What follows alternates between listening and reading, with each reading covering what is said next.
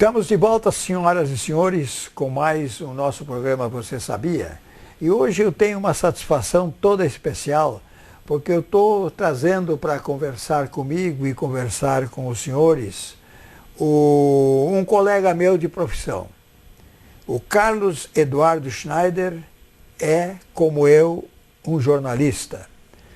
Não tem aquele tempo de trabalho que eu tenho, mas como hoje as coisas andam muito mais depressa, a experiência dele talvez seja tão boa quanto a experiência minha com tantos anos a mais de trabalho.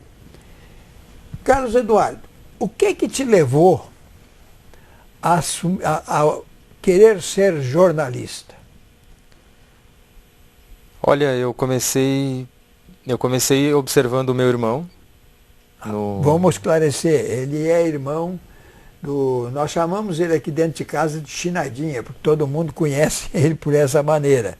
Mas esse cidadão, que é meu funcionário pela segunda vez, e eu tenho por ele uma admiração muito grande, pela honestidade no trabalho dele, com a maneira como ele conduz, porque é o único que eu conheço assim profissionalmente nessas zonas de interior e coisa, que tem um partido político, ele é fichado no partido político e ele é o editor-chefe do setor de política aqui do jornal. E não tem nos 40 e tantos municípios que nós circulamos com o jornal informativo, ele não tem uma reclamação de nenhum partido com os quais ele trabalha, porque ele trabalha com todos, de que ele tenha uma vez ou outra sendo favorável nas suas notícias a quem quer que seja. Ele é um cara da verdade. Isso te influenciou também? Sim, com certeza. No começo da minha jornada estudantil, eu sempre me dei melhor com língua portuguesa, matemática, química e física, nunca foram os meus pontos fortes. Então, era a língua portuguesa e a comunicação, tanto que uma das minhas opções era artes cênicas, que é comunicação, é teatro, é expressão. Mas eu acabei indo para a comunicação. Sem te interromper, é um fato curioso que tu está me dizendo agora. Sim. Eu também não esclareci no começo, você queria assessor de comunicação da Prefeitura de Lajeado. Sim. Tu sabe que meu pai era médico. E o sonho dele é que eu fosse médico, porque ele tinha hospital, tinha farmácia, naquele tempo eles tinham essas coisas, e seguisse a carreira dele e ficasse com aquilo que ele tinha no todo o trabalho. Mas a matemática, a química e a física não me deixaram ser médico. Eu preferi o jornalismo em função disso, que coincidência, né? Eu não adiantava, o cara me fazia aquelas provas lá de isso, mais aquilo, o pai tem tantos anos de diferença do avô, que tem tantos e o filho tem tantos, qual é o resultado? Isso até hoje eu não consigo fazer. A mesma coisa eu acho que era contigo. Não, eu muito pouco me interesso, mas claro, a gente usa propriamente para esclarecer no jornalismo, para fornecer dados. A gente tem que ter essa noção, mas é uma noção básica, não é uma noção de quem trabalha com isso diariamente. Exatamente. Não, tem aquelas coisas que a gente, claro, aquele comum do dia a dia. Aquela coisa que a gente precisa se valer para tocar o barco. Mas, então eu comecei no jornalismo e a faculdade, uma coisa que o meu irmão sempre dizia, que a faculdade é uma coisa e a profissão é outra. Porque a teoria está muito distante da prática em questão de tempo, em questão de um monte de pormenores aí do jornalismo. Só que, analisando modelos, assim, o meu irmão, se eu fosse seguir exatamente o que ele faz,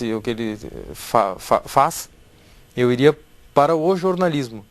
Só que a assessoria, ela envolve relações públicas, ela envolve posicionamento, envolve uma comunicação com públicos diferenciados. Quer dizer que o teu começo está sendo como assessor de imprensa, assessor de comunicação. Isso, eu fui assessor de imprensa e agora assessor de comunicação. É um pouco mais abrangente o trabalho de assessor de comunicação. Tá. Qual é a diferença entre o assessor de imprensa e o assessor de comunicação? O assessor de imprensa, ele basicamente trabalha com texto e com a mídia. Ele se posiciona, defende, entre aspas, a instituição perante a mídia, jornal, rádio, TV, ele coloca o público a par por meio desses veículos. O assessor de comunicação envolve muito mais meios. O posicionamento das pessoas, dos assessorados, no caso, né, da comunicação agora, dos políticos, do posicionamento deles perante a mídia, do posicionamento deles perante um público, perante outro público, os perfis de público, adaptar o discurso deles a certos públicos para que chegue ao entendimento das pessoas. A gente faz essa identificação, a gente procura se adaptar para tornar justa essa informação. Por quê? No meio político, antes de ser um luxo, uma regalia, termos aí a questão da comunicação, ela é uma obrigação, é lei, a lei da publicidade. As pessoas têm que tomar conhecimento o que os governos, seja uma Câmara de Vereadores, uma prefeitura, o que vem sendo feito por elas. Isso é uma prestação de contas, pura e simplesmente. Mas vocês só ficam, vamos discutir um pouquinho esses dois campos em que se trabalha, né? Porque o jornalista, na opinião que eu tenho, porque eu não tive a necessidade de fazer a faculdade de jornalismo, porque eu já era jornalista durante 4 anos quando abriu a primeira faculdade em Porto Alegre, né? Sim. Eu estava fazendo o clássico para poder entrar para a faculdade, e daí veio uma lei de quem tinha já tantos anos de serviço, não precisavam mais fazer. Foi uma série de cursos, né, que as empresas davam para se atualizar, saber o que eram. Houve muita coisa nesse sentido para que a gente pudesse exercer a profissão com dignidade. Mas o que a gente sabe é que o jornalismo é a verdade. A verdade nua e pura. Eu tenho, às vezes, dificuldades aqui na empresa jornalística nossa, que é o jornal, onde eu atuo mais do que na TV. Eu tenho aquela dificuldade de, quando a gente quer alguma coisa, que o jornalista sinta que aquilo não é para ele a verdade que ele tem, é muito difícil fazer com que ele mude de ideia. E vocês lá dentro de uma assessoria de imprensa, o que vocês têm que levar ao conhecimento do público é aquilo que a prefeitura ou a empresa, ou seja lá quem for, quer que seja dito ao público. Para vocês fazerem esse trabalho, como é que vocês se sentem? Em primeiro lugar, a verdade, ela não é que ela não exista, mas ela é plural. Sim, exato. Então, nós falamos em pontos de vista. Por quê? Porque o jornal publica a verdade, mas é de acordo com o ponto de vista do jornalista, da pessoa que cobriu. 2 pessoas cobrindo o mesmo evento dificilmente vão fazer o mesmo texto, vão ter a mesma abordagem, vão ter inclusive a mesma opinião, porque ele não vai conseguir ser imparcial. Ele vai achar mais dramático, menos dramático, ele vai ser mais frio, ele dá o seu tom, a sua mão no texto.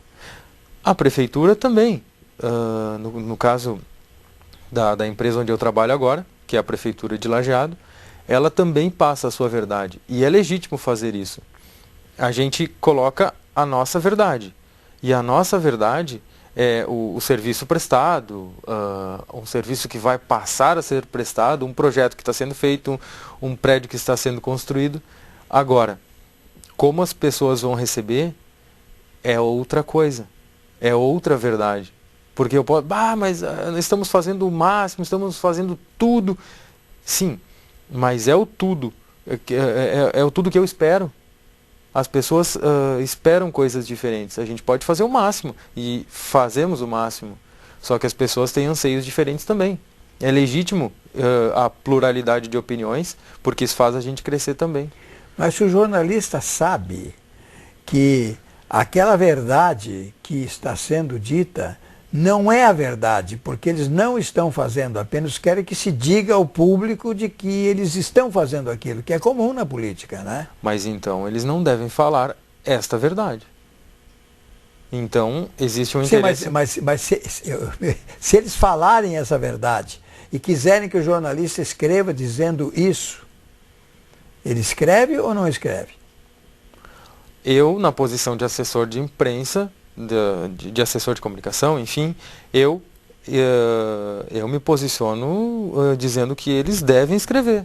Mas se eu fosse jornalista, não sei se eu escreveria. Depende da corporação. Porque tem acordos comerciais, existem várias outras coisas que estão nos bastidores entre uma empresa jornalística e um governo, uma empresa privada e qualquer instituição que tenha um posicionamento perante seu público. Existem acordos que fazem a notícia ser melhor ou ser mais negativa, digamos assim. Eu acho que eu não consegui me expressar bem e tu vai num caminho assim. Eu digo o seguinte, eles estão pedindo ao jornalista para que ele escreva, publique sobre uma coisa que não é verdade. É uma inverdade que ele quer que o público acredite naquilo. Por exemplo, que vamos fazer uma coisa bem simples. Essa caneta eu coloco aqui em cima, essa caneta eu coloco aqui. Mas eu deveria, eu digo, eu vou colocar aqui, mas eu estou dizendo que essa caneta eu não vou colocar, só estou mentindo para o público de que eu vou colocar essa caneta aqui, mas não coloque.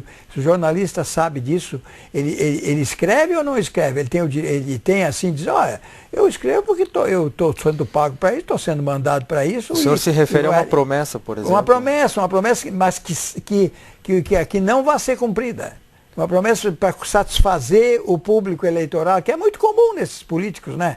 Eles vão lá, dão um discurso, fazem uma promessa, mas é certo que eles não vão fazer. Eu devo discordar um pouco, porque uma promessa que de antemão sabemos que não tem possibilidade de ser cumprida, ela não deve ser prometida.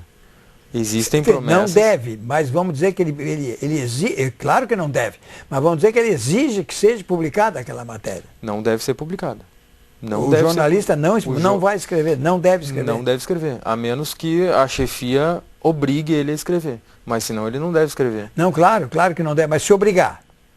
Se obrigar, escreve, sim. É o que eu queria esclarecer, porque isso vai contra todos os princípios dele, mas ele está empregado para fazer aquilo que mandam ele fazer. Só que, naturalmente, bota assessoria de imprensa, jamais vai assinar o nome, né? Vai botar, porque não é uma notícia dele, é uma notícia que mandaram ele fazer.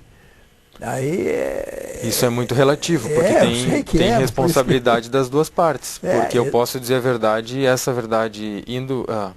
Eu posso falar essa promessa, então, prometer algo que não tem possibilidade de ser cumprido, e o veículo, então, publicando... O veículo vai publicar, porque veio da assessoria de imprensa. Mas ele está dando uma amplitude perigosa. Mas aí cabe a responsabilidade... Não, se o veículo sabe, mas se o veículo não é sabedor, ele vai publicar. Sim.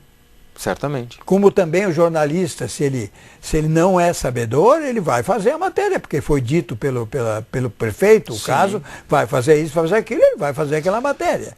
Mas se ele realmente, se ele saiba que aquilo não é verdade... Mas, voltando... É difícil acontecer uma coisa dessa. Eu apenas perguntei. Claro. É um assunto que acontece, porque o político hoje tem políticos honestíssimos, mas hoje ele está se preocupando com ele mais do que com todo o resto, né? Mas voltando à nossa realidade, nós temos muitos meios de que isso não aconteça. A questão das promessas, a questão de um superfaturamento, algo faraônico que não seja exequível. Existe Tribunal de Contas, existe um monte de órgãos que cuidam dessa parte legal para evitar justamente essa promessa que é uma ilusão, é uma propaganda enganosa, é uma afronta ao cidadão que paga seu imposto, que merece sim toda a estrutura, merece um bom atendimento por parte do poder público. Então, esse cuidado já há, né, por parte dos governantes e dos aspirantes a governantes. Eu falo numa hipótese assim, desses mau caráter, né, que vai querer obrigar o jornalista a tomar uma atitude, às vezes, que não está dentro dos princípios dele, porque eu sei as dificuldades que a gente tem nesse sentido. Como sei também que já passaram os nossos primeiros 15 minutos, nós vamos ter que fazer uma pausa e ir para a segunda parte do nossa entrevista de hoje.